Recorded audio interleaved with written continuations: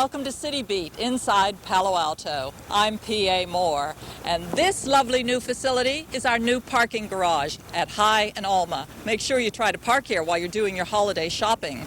And speaking of shopping, we're going to be discussing the Shop Palo Alto campaign. Plus, we'll have our regulars, the History Corner, Trash Busters, and more. Do stay with us. If you're a person of a certain age, you remember the movie The Graduate and the keyword plastics. Now the keyword is thermoplastics, and Louis Paris is going to tell us something about that. Louis, what is thermoplastic? Thermoplastic is a material that we use to put down street legends, stop legends, crosswalk, keep clear, instead of a paint products, which is the old-fashioned way.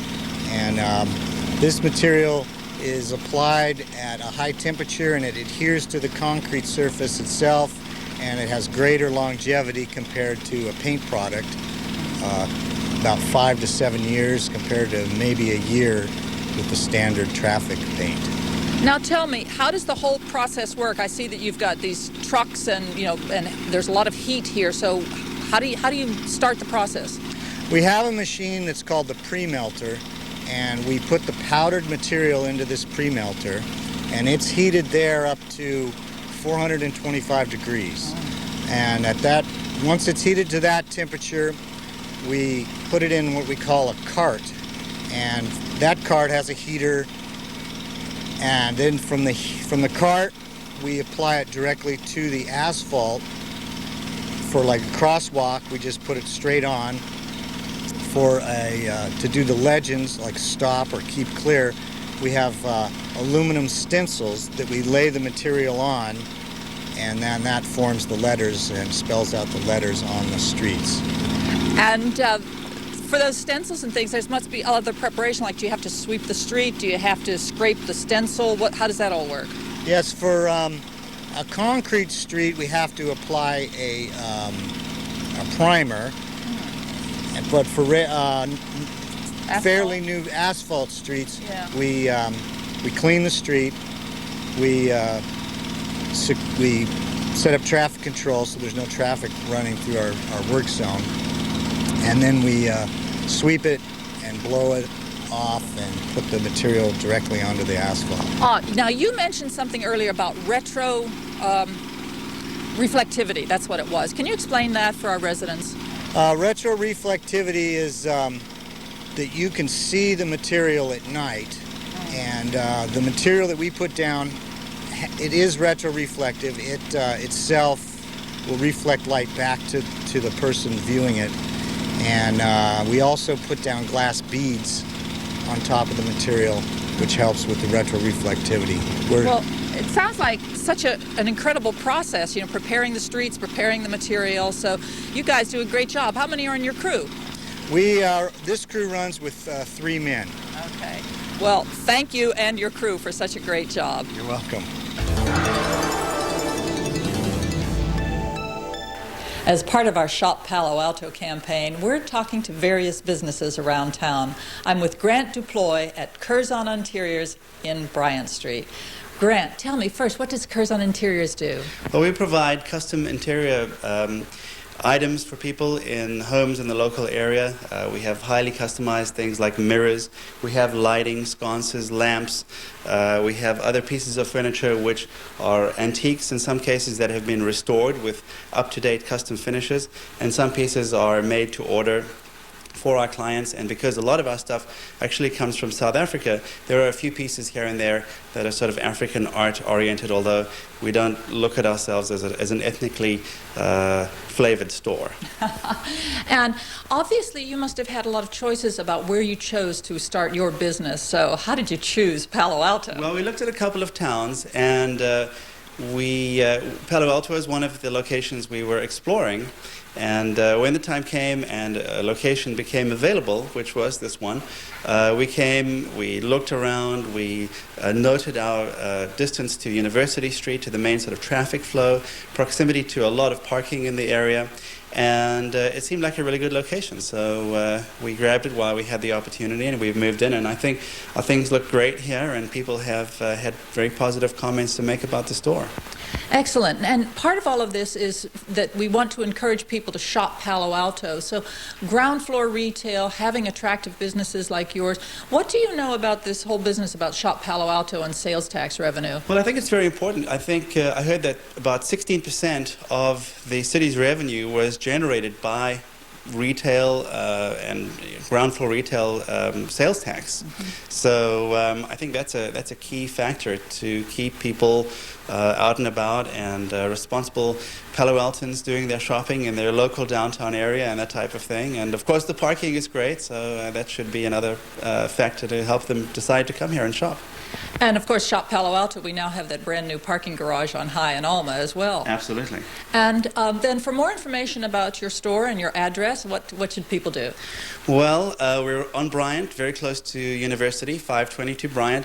And there's also additional information on our products, on our curtain hardware, mirrors, furniture, everything else at crzn.com.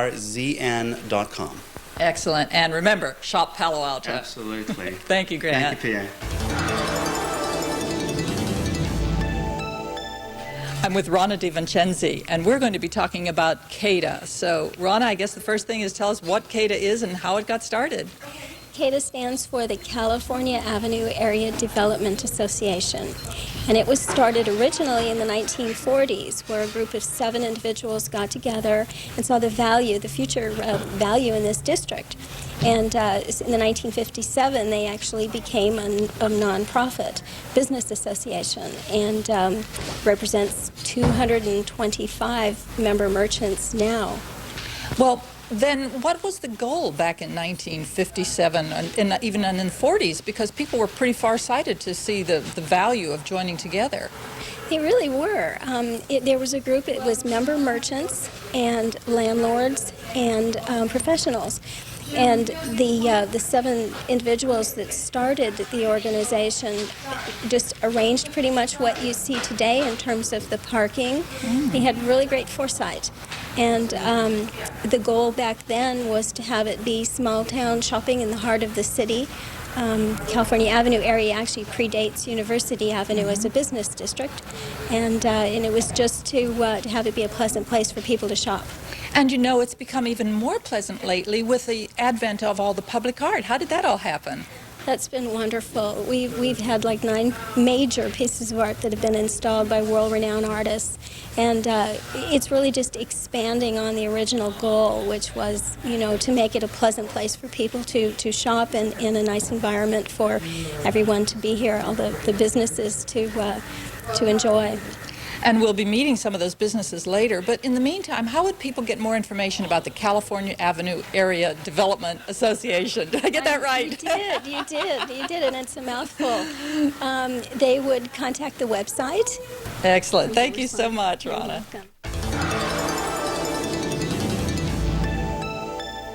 One of the 225 shops and businesses along California Avenue is Village Stationers. And I'm with Deborah Love, and we're here to talk about Shop Palo Alto.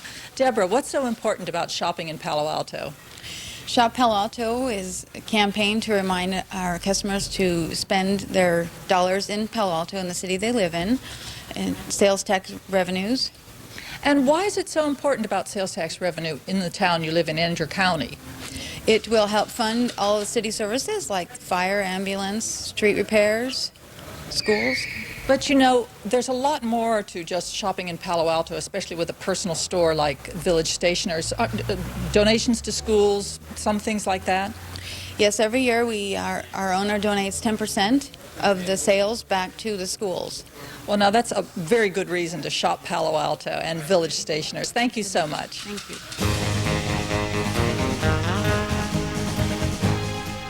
In Palo Alto, schools have always been a major source of interest among residents. We're here at Channing House, and Steve Steiger from the History Corner is going to tell us something about how all these schools got started here in Palo Alto. Steve, let's start with why did Palo Alto have to start its own school system?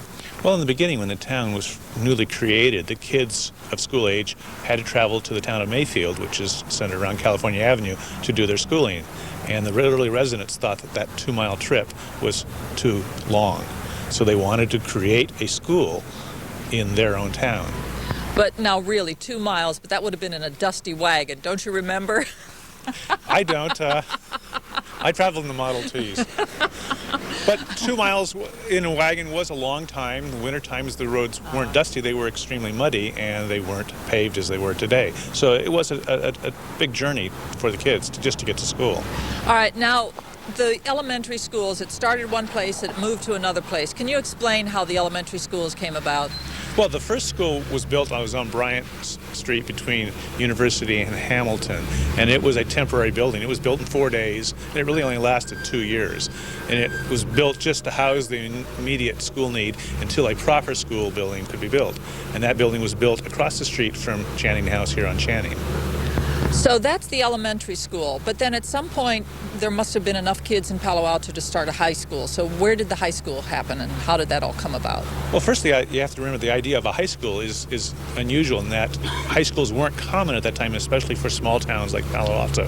But some of the residents did want a high school, and they established a privately funded high school in the upstairs building rooms of the Channing School. Well, let me interrupt here for a minute. So in those days, we're talking about 1894, 1895, how long would a child have gone to school? 8th grade would have been normally the completion of your education, or at least your publicly financed education. Okay. You would then go on to probably a prep school and college if you were indeed fortunate. Okay. So then the idea of a high school was really quite strange or different or novel. Yeah, I mean, there were a few publicly funded high schools in larger cities, but for a town like Palo Alto, it was very unusual. And so they established the school in the upstairs of the elementary school, and then Anna Shockey, one of the local residents, had a building built over on Forest in the 500 block that was designed to house the high school for a few years, and then when the high school kids moved to a proper high school, her building could be converted into a residence, which it was. And then in 1901, the new high school opened on Channing, where the Channing House is today. Now, tell me a little bit about Anna Shockey, because I understand she was quite an interesting character herself. Well, she was a family living out in the Central Valley, California, and her husband was of Swiss descent, and there was a family trust, the Shockey Trust, that enabled them to borrow money against this trust, pay it back, and so that other members of the family could benefit. And she and her husband bought property in Palo Alto very early, but when he died, she decided to move from Santa Clara, where she was living at the time, to her new property in Palo Alto. And she used both the money from that trust to build her house as well as this temporary high school. Well, it sounds like Anna Shockey and all of these other people are great figures in Palo Alto history. So how do we learn more about Palo Alto history in general? Well, you can always come by the history desk over at the main library at 1213 Newell Road, and we'd be happy to talk to you about some more of Palo Alto's history. Thank you so much, Steve. You're welcome. If it's art you're after, come to 1155 Waverly Street in Palo Alto and take a look at the sculptures done by Rochelle Ford. And let's meet her right now. Rochelle, tell me something first about the house itself, which is just fabulous. Well, thank you. The house was built in 1920, and we just fell in love with it, having been from the East Coast where everything was very, very different. And we painted it white inside and out 5 times when we were both corporate executives. And when I decided to become an artist, I thought, well, let's just jazz it up with some color. So we picked some Martha Stewart colors just to make it socially acceptable and went to town. And well, I don't know. I would call these Frida Kahlo colors myself. all right, well, truthfully, they were Martha Stewart paints. Oh, so, okay. So I thought, well, that'll give it a little bit more respectability in Professorville. Yes, I agree, it is. Okay. Now, you consider yourself a sculptor, and most of the work you have here is metal. Can you tell me something about that? Yes. My father was an automobile dealer and always wanted my brother and I to go into the business, and I jokingly told him the closest I could ever come was to make metal sculptures out of recycled wrecked automobiles, which isn't exactly what he had in mind, but he died a proud man. So everything's made out of recycled materials, and I make pieces from earrings and jewelry to 3-story high sculptures, and I have things in lots of international countries and corporate collections. So I'm real pleased with the success I've earned through my hard work. Well, excellent. And let's take a walking tour around the outside so we can see some of these pieces. Sounds good. Rochelle, the piece that we're looking at now looks like a human form. Can you tell me something about it? It certainly is. It was made out of recycled material from the Berkeley Oakland fire. A dear friend's a landscape architect, and she was doing design for the landscape and garden show and wanted me to come up and live with her for a couple weeks and bring my equipment and find material from the burned zone that I made into sculptures. And I thought, well, what better symbol than a pregnant woman to symbolize the rebirth of the area that was going to take part soon, and that was the theme of her landscape and garden show design. So this metal came all bent exactly like this from the fire, and I gathered a whole bunch of pieces and then tried to decide what I would make, and she came to mind, and here she is in all her glory. And now you have another smaller piece over here on the ledge about the Berkeley fire. So let's take a look at that one. I do. This one is very different. As I was gathering this metal, I kept seeing all this shiny material in the ground, and I just kept plucking it up and putting it in a box, not having any idea what it was or what I would do with it. And when I got it home, I realized these were melted aluminum windows, and just the thought of a fire melting down a window with pieces of glass in it to something that size, that no matter how bad something is, I like to believe that something good comes of it. So as bad as that fire was, I tried to take a symbol from the fire and recycle it into something that would be beautiful despite the devastation. Well, that's great. Now let's go and look at some of the other outside sculptures. All right, I'm right behind you. Rochelle, earlier you mentioned that your father was in the auto business, and so a lot of your stuff is from auto parts. But how do you blend your landscaping with, sculptures like this?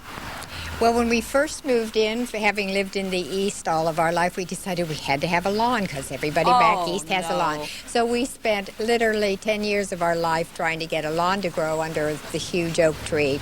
That didn't work. So we decided, well, we'd try to get something maintenance-free, easy, low water, to be ecologically correct. And I thought, well, you don't have to mow gravel, so that'll be good. And we took everything that we had in the yard and recycled it, and then added a few things. There's some roofing tile that we used to edge the garden. And I thought it would just be a good backdrop for the art. I didn't want anything that flowered. I wanted native California things. And I think it works out really well. A friend's a landscape architect, and I described what I wanted, and I think he did a wonderful job designing the yard and making it easy for my husband and I to maintain, and made a good background for the art also. Well, that is certainly true. The art shows up beautifully, but now we want to see some of the art inside, and I want to thank you so much for showing this, and we'll now just take a quick look at some of the things inside, okay? It was my pleasure, and let's go inside. Super. Okay.